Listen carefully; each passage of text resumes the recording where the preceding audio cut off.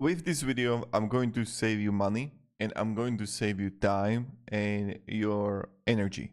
Why you shouldn't use Base44, and this is not bullshit. So the first thing is the platform stability and reliability issues. So when Base44 is going to update something internally, it can influence your application. This is a problem. Only because if it's like something complex, it's going to be hard to actually fix the issue. Now, the second thing is that sometimes I saw this even on Reddit, that the whole Base44 got like outages and can also, when you want to do something like demos, launches, client presentation, it can like fall down, like 502 bad gateway errors and downtime accidents. So what can actually happen and what is the reason is that when Base44 is down and you have the app there, your app is completely inaccessible and you can't access it. Okay, so this is like very important. Also, breaking changes without warning. So this is what I mean by the updates. So if there is a core platform changes that are made without proper versioning, a rollback mechanism or advanced notice. So for example, with the Stripe integration, user registration, integration users configured and dependent on simply can disappear, and no protection for apps already in production. So if you are like existing user, you have a problem. Now the third thing, the complexity.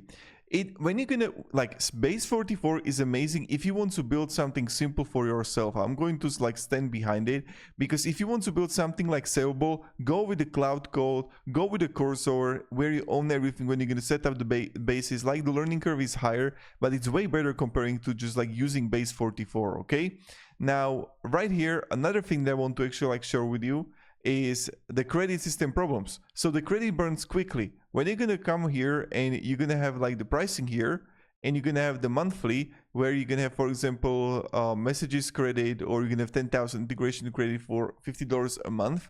When you have something like a big application and you want to do something there, and you, let's say, want to change the agents to Opus 4.5, it burns quickly.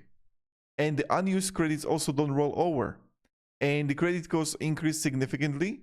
So per prompt, it was like 1 credit. Right now is 2.5 credit per month per prompt. So this is like very important. So let's say we're gonna have 10,000, we're gonna have 4,000 kind of like prompts. But again, like how much you're gonna like spend if you're gonna use like for $25 a month. So just be aware of it, okay? So then AI quality. So AI frequently says tasks are completed when they haven't been done or when done incorrectly.